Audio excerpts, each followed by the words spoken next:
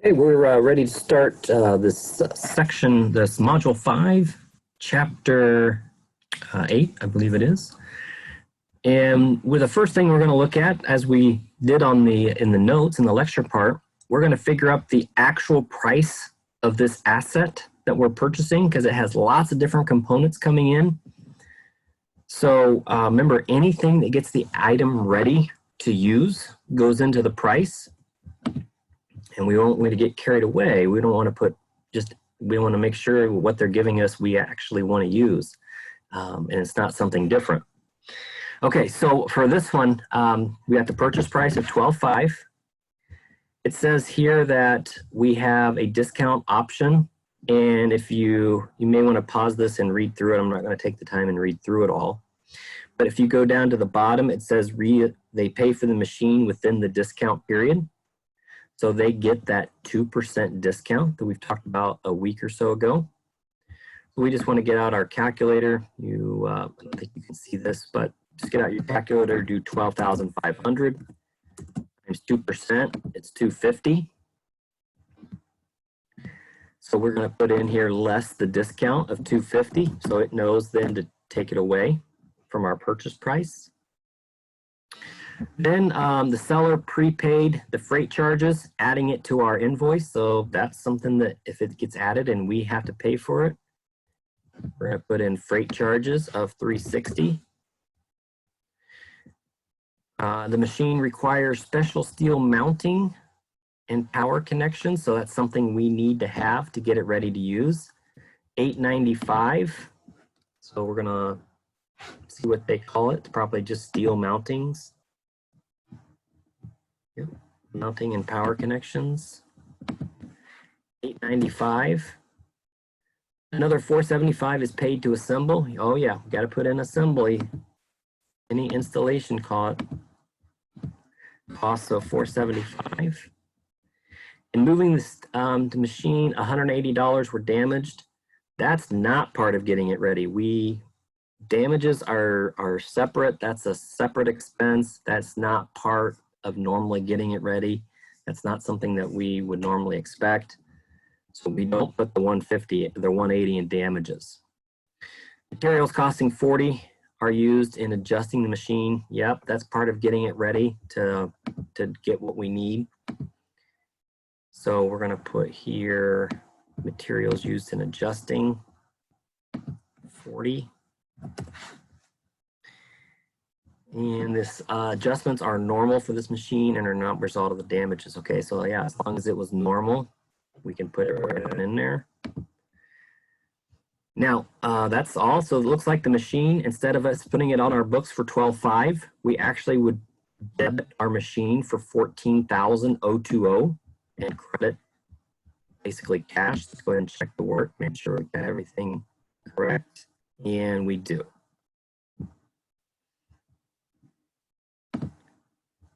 Okay, for the second one, this is taking it now to the next step of my lecture notes, looking at land.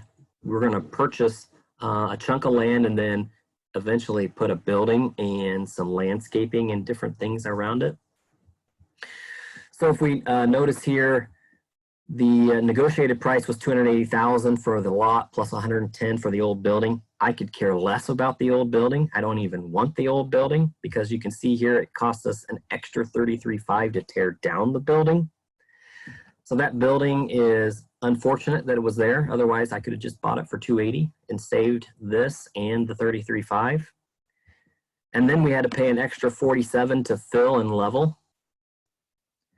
The rest of this is putting on new buildings. So I'm going to worry about this in a minute. Let's just worry about these first few items. These are all items that get the land ready to use. So when I come over here and debit land, you're going to get out your calculator and let's the whole screen. You should be able to see the calculator. I'm going to put in the obviously the cost of the land, and unfortunately I have to put in the cost of the old building. I had to pay for that. I'm going to put in the cost to tear down that building. That's part of getting the land ready to use. And I'm going to put in the cost to raise and flatten the land to get it ready to move the trees and whatever else needs to be done. So total land cost, $470,500 is going to be my first debit. Tells us here, record the total cost of the plant assets. So basically we're putting everything into one journal entry. It says we paid $1.5 million for construction. That is 1.4 for the new building, and then the rest is to land improvements, parking lots. Remember, those are separate because they can be depreciated, whereas land is not, but buildings are. In buildings, land improvements usually can depreciate faster than buildings. Buildings are going to be there for a while, typically. So I'm going to debit my building, and I hate we have to keep scrolling back and forth. This is 1,452,200. 1,452,200 for debiting, and then I'm going to come down here and do land improvements. That's for the parking lot and the paving and the lighting. 87,800.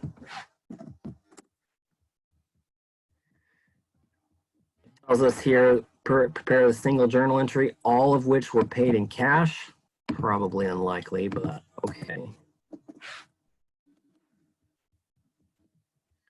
So we're just going to add them all up, see how much cash we paid. So I'm going to credit $2,010,500.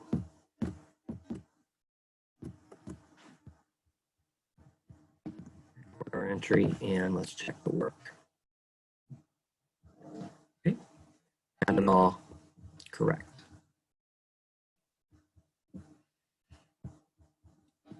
Let's go to the next one.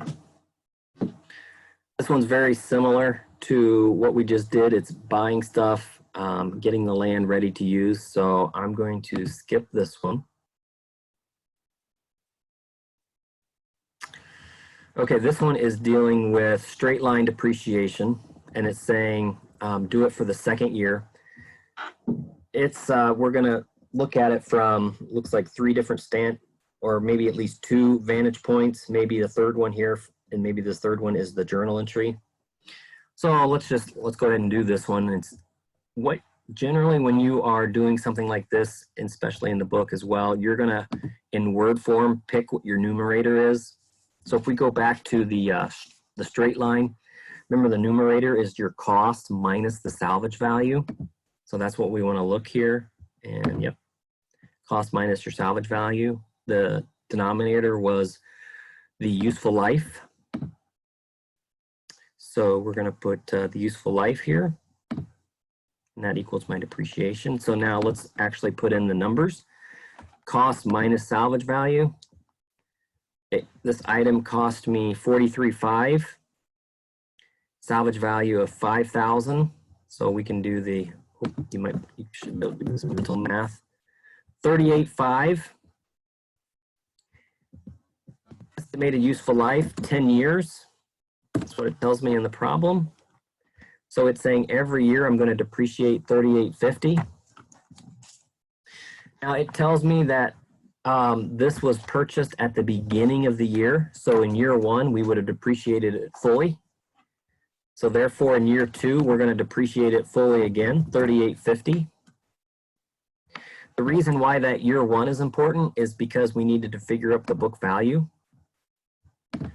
So remember, book value, simply take your original cost, $38,500. That's your depreciable cost. Take your original cost, subtract out year 1, $38,500, and subtract out year 2, $38,500. This is what's still my equipment is still worth, book value, $38,500. Check and see how we did on number 4.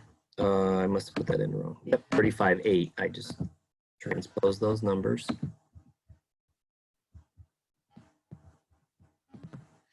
35,800. All right, let's check just to make sure. All right, that looks good. Now, number 5, same thing, except on this one, we're using the units of production. So if you remember with the units of production, you use the same starting point, cost minus the salvage value.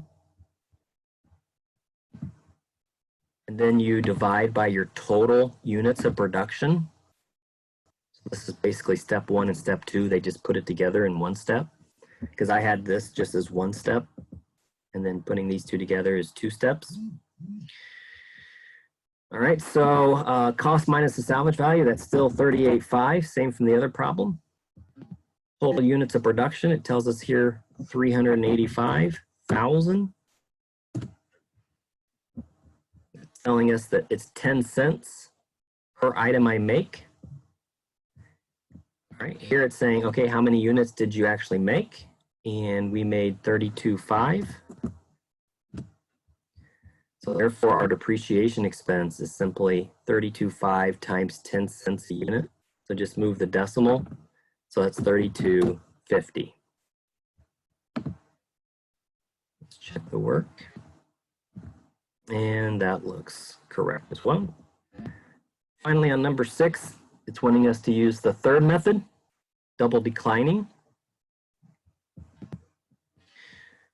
Okay, so for the double declining, it says choose the factors. Remember with double declining, we don't use the salvage value right away. So all we do is we got to use the original cost. The beginning, you can use beginning book value. I think that's what they want you to put in here, because technically you are using the beginning book value, especially for year 2, if we were doing year 2, because we don't want to use the original cost every single year. The choose the factor, we're going to use the double the straight line rate. Straight line would have been 10 years, so 1 out of 10, 10%. So we're going to use 20%. All right, beginning book value for year 1 would simply be 43.5. We don't do anything with salvage value. Double the straight line rate, we talked about that, that's 20. And it does the calculation for us. This would have been my depreciation expense for year 1. Now, year 2, I can't use 43.5. I got to use 43.5 minus all of my depreciations added up. Well, I only have 1, so I'm at 34.8, beginning book value for year 2. Multiply that by still 20, and then I get my depreciation cost for year 2. Let's go ahead and check the work. And that looks good.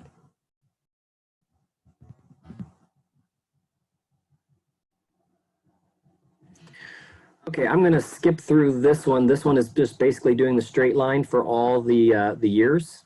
And when you're all said and done, you should get to the your final ending book value should be what the salvage value is, like how we did in my car example problem, where we ended at 4,000 salvage value.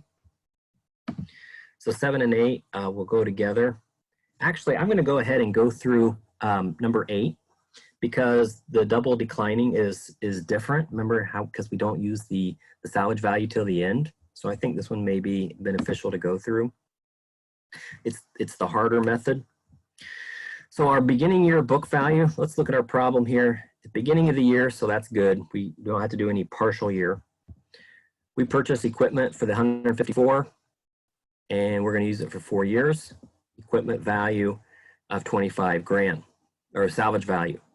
So beginning is 154, that's simple enough. The depreciation rate, since we're having it for 4 years, if I was doing straight line, that would be 1 divided by 4, which is 25%. We're going to double that, so that's pretty high. That's 50%. So therefore, my depreciation is going to be a pretty high number. 154 times 50%, 77,000. I don't have any prior depreciation, so that is my accumulated depreciation. And it's kind of weird, since it's half, we take 154 minus the depreciation, that's 77,000 still. It's not going to usually be like that. But for the first year, when it's a 50% rate, That's how it works out. Now that end year book value becomes my beginning of the next year book value. So that's another 77,000 here. I keep using the 50%. So 77 times 50%.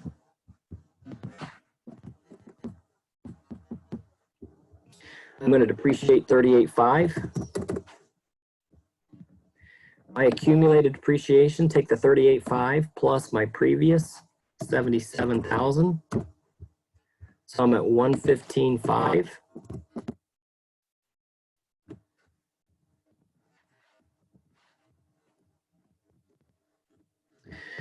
My year-end book value, take the 77 minus my current year depreciation, 38.5. And it's 38.5. What happens when you do the 50%? It makes it so they come out the same. Okay, now we got to start looking at this guy, the 25,000. I cannot go below that. So I need to figure out what's the difference. How much do I have left until I get to 25,000? 13.5. So I may want to jot that down on a side sheet here. I'm going to put down 13.5. And I know that when I do my next calculation, I can't do more than 13.5 as my annual depreciation. So let's see what it comes out to be. If I put in 38.5 here, and then I multiply 38.5 times 50%, it's more than the 13.5 that I'm allowed. So this annual depreciation has to stop at 13.5. That brings my accumulated depreciation starting at 115.5, and then add in the 13.5 from this year. So I'm at 129. And if I take there's different ways you can go about getting the book value. This is a different way than I did earlier. Take the 154 starting. That's where you started at, your opening amount, 154 minus the total accumulated depreciation. That is all the lower I can go because that's my salvage value. So then in year 2020, annual depreciation, nothing, can't depreciate any. I'm still at the 129,000 for accumulated, and I'm still at 25,000 book value. Let's go ahead and check the work. And that looks good.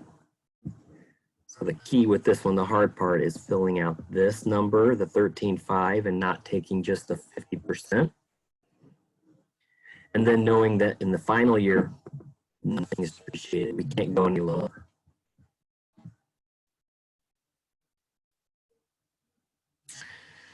Okay, I'm going to skip through number 9, and then therefore 9 and 10 go together.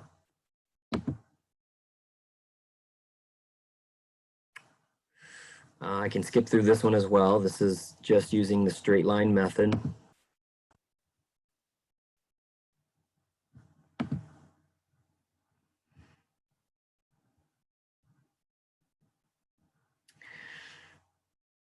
Okay, this one is going to be a little different. This one is going to be a good one to go through because we're actually, as you can see here, we bought a machine, 4-year life, and the opening salvage value. But at the beginning of the 3rd year, they decide, ugh, we didn't estimate it right. We actually have 3 more years left and a new salvage value. So we have to redo the depreciation for this year on, in year 3 on.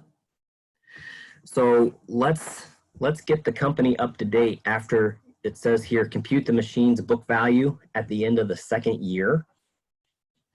Well, all right, so we got to kind of do the steps off to the side because they just want to put the actual final amount here. So our cost of the asset is $23,860, but let's see how much we've depreciated.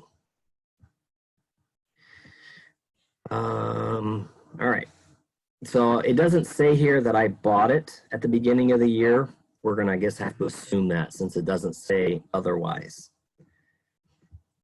So we're gonna take the 23,860 minus the salvage value. And it's saying we've got a 4-year life. Right? So that means in year 1, I would have depreciated this much as long as I had it for the whole year. Now, it's saying how much is my accumulated after 2 years. So I'm just going to want to multiply that number by 2 for 2 years. So my accumulated depreciation is 10,730. Therefore, my value, 13,130. I'm going to make a note. I don't know if it's going to carry that number over for us. 13,130. Because we're going to need that number. Nope, it didn't carry it, so that's good. I wrote it down. Okay, 13,130. Book value, a point of revision. 13,130. That's the number we're going to be using from here on out. We've already depreciated some of the equipment, so we can't use this beginning number anymore. We have to use what's still left, the value worth. Updated salvage value is $2,000. So the remaining depreciable cost, that's just taking 13 minus, remember that's how we get depreciable costs. So it'd be 11,130. It says here that we determined we have 3 more years remaining. So 3 years. My depreciation will then be 11,130 divided by 3. So 3710. Go ahead and check the work on that. All right. Requirement 2 looks good. Requirement 1 looks good.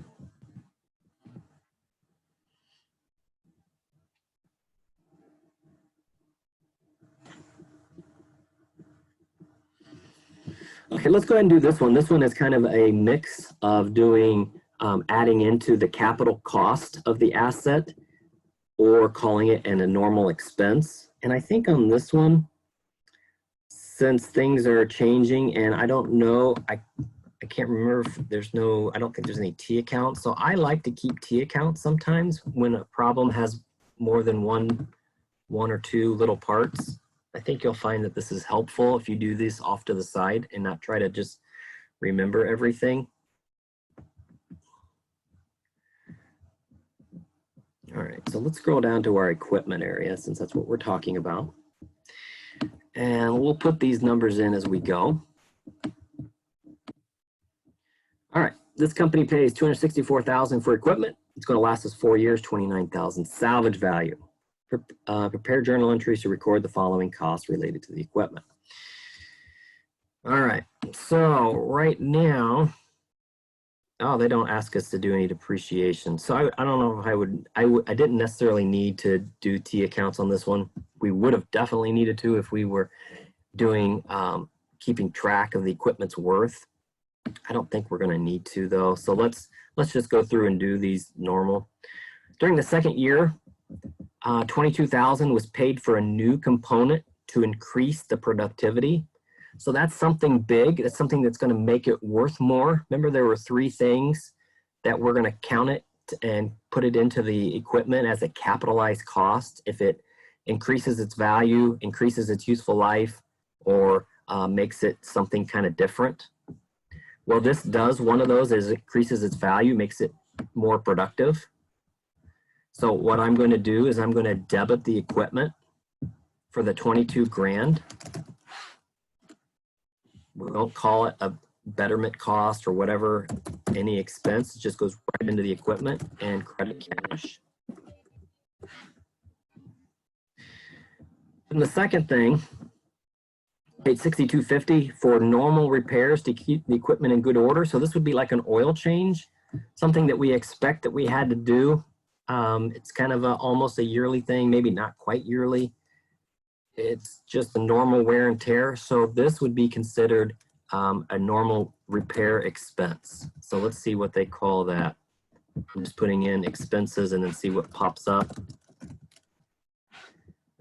Yeah, repair expense, $62.50. And it says we paid cash for that as well. Now for the third one, fourth year we paid $14,000 for repairs, so that's typically going to be a repair expense, but it says it's expected to increase the useful life. We're going to add another year, so therefore we got to update our depreciation, update the cost of the equipment. So this goes actually to the piece of equipment since it updated its useful life and made it last longer. So we're going to simply debit the equipment here for $14,870. And it says paid cash. Let's check the work. And it all looks good.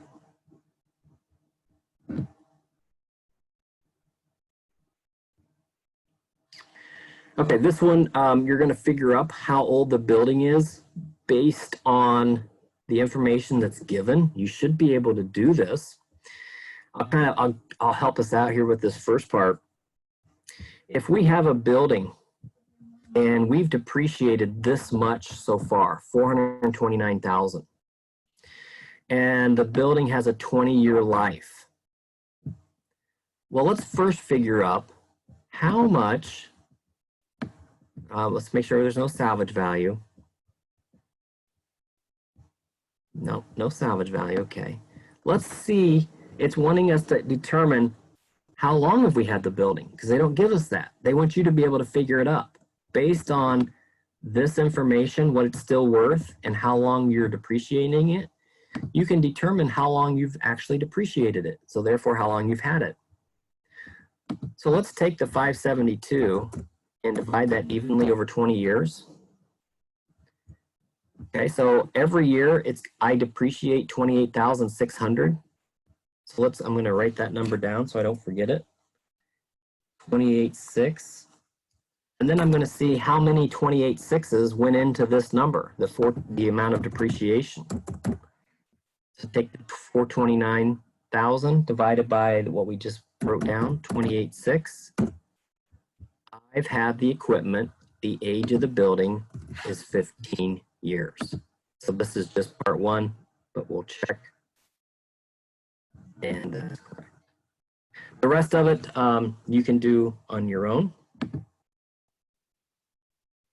Okay, this is a good one to look at for gain or loss. So we've briefly talked about gain or losses. When I look at this one, it says we have a machine with how much we've depreciated.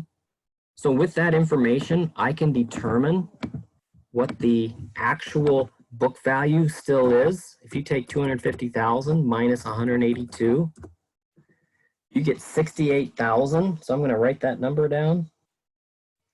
That's what it's worth to me on my books. So if I sell it for less than that, I'm going to have a loss. If I sell it for exactly that, which is rare, I'm going to break even, no gain or loss. More than that, then it's a gain. Oh, the first one here, it was needing extensive repairs, so nothing was received, kind of like throwing it out. So all of it was a loss. So what we're doing, what did we get? Nothing. So cash is nothing. Now what I need to do is, if I'm looking at, this is where it might help to have a T account up. We had $250,000 equipment, accumulated depreciation of 182. We are throwing it away. We need to get rid of these amounts. So the first one to get rid of, since it's a debit, we need to get rid of our accumulated depreciation.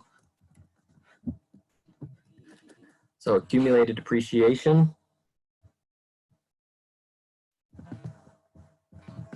182. I also know that I need to get rid of my equipment. I'm going to skip a space. This is, they call it machine.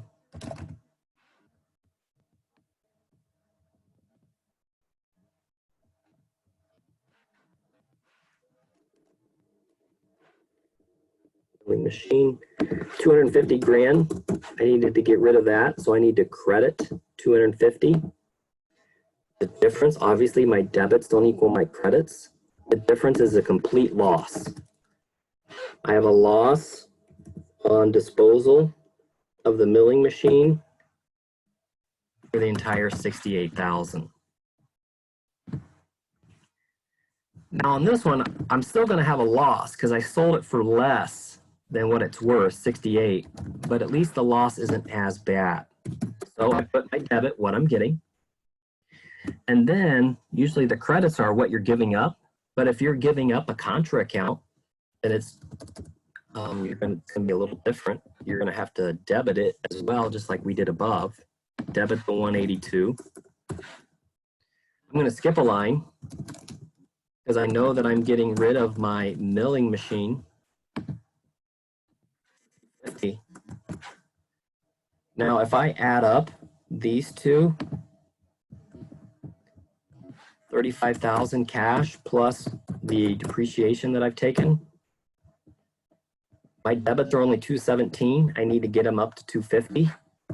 So the difference is 33,000 that I'm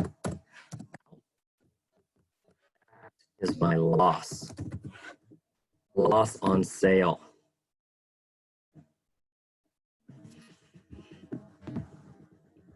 If we sell it for the exact right amount, which is again rare, it's going to be a really simple journal entry. We're simply going to show the cash, show that we've depreciated it by the 182, and credit my milling machine for the 250. If you add up my debits, 68 plus the 182, 68 plus the 182, you get 250. There's no gain or loss that needs to be shown. The final one here, we're actually getting more than what the book value is. So we do it almost exactly the same, except when we're getting more, we're going to show it as a gain. Remember, gains are credits. Cash, 80 grand. Rid of the accumulated depreciation, that was 182. Get rid of my milling machine, 250. Now, if you add up the debits, 80,000 plus 182,000, I'm over by 12 grand. So that means I need another 12 grand over here. And that is what my gain is. 12 grand. Let's check the work. And look at okay, just a couple more we're going to look at. This first one, I think you can, I'll have you get through the depreciation. I wanted to get to a couple of the mining. This first one here is the mining. All right, so we're paying this large amount for this mining rights, and we think this much is going to come out of the land. Then the company installs machinery for 213, 7-year life, no salvage value. The machinery will be abandoned, okay? So no salvage value, meaning we're just throwing it away. The mine, they sell 166,200 for the first part of that year. And they want us to do the journal entries. All right. So the first one here, record the year-end adjusting entry for the depletion expense. That's all we've got to do is figure up, remember this is similar to units of production. Let's figure up how much of the mine we actually got rid of out of the total. So we got rid of 166,200 divided by the 1525. So yeah, it's a weird percentage, but when you multiply it by the number that they give us, it actually works out. So leave it in as this, as the big long number, because we're going to take that and then multiply it by how much I paid for that mine. So 3721000.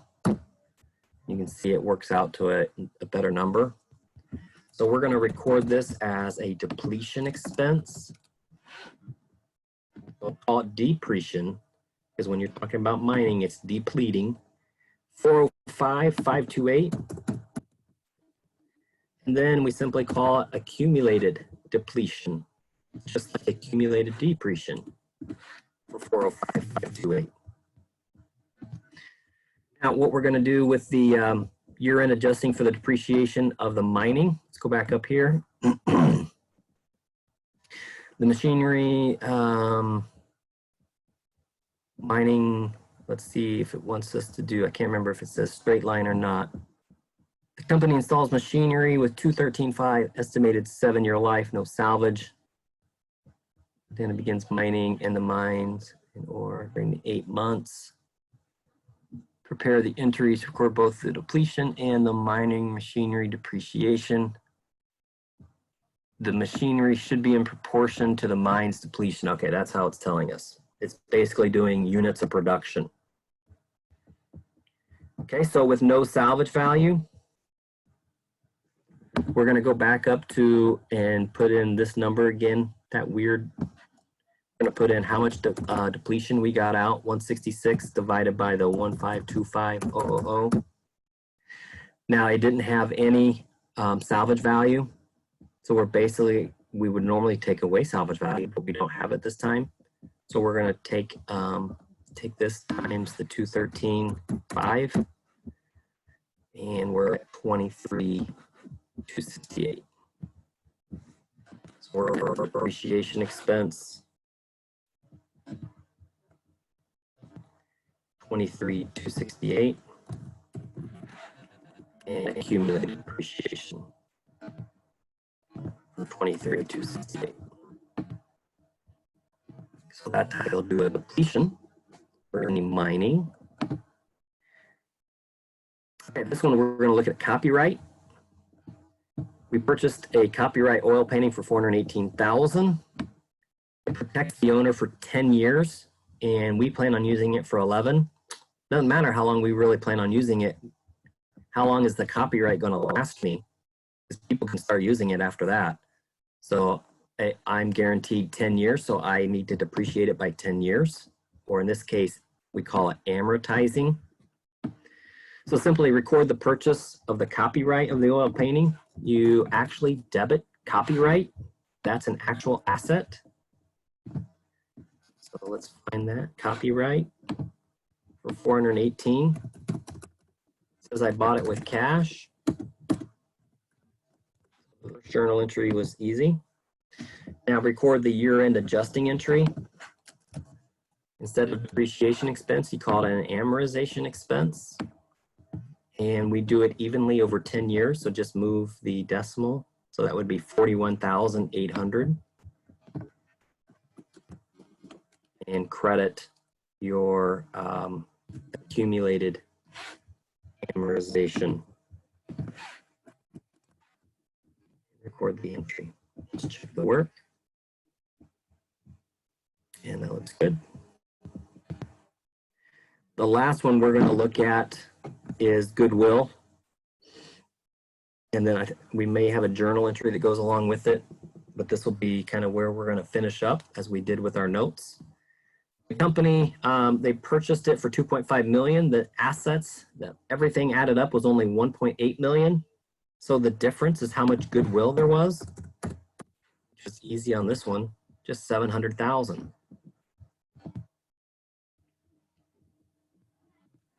Now I think we'll have one with, oh, nope, no journal entry. That's fine. So this one is just looking at, you can do this one, you can look it up, what a total asset turnover is. Just Google it to get what the numerator and denominator should be. And then these are just kind of going back and looking at gain and losses, and that's how the rest of them are going to be. The rest of these, we've gone through everything that's new. So with that, we will end this, this lecture and these examples for chapter 8.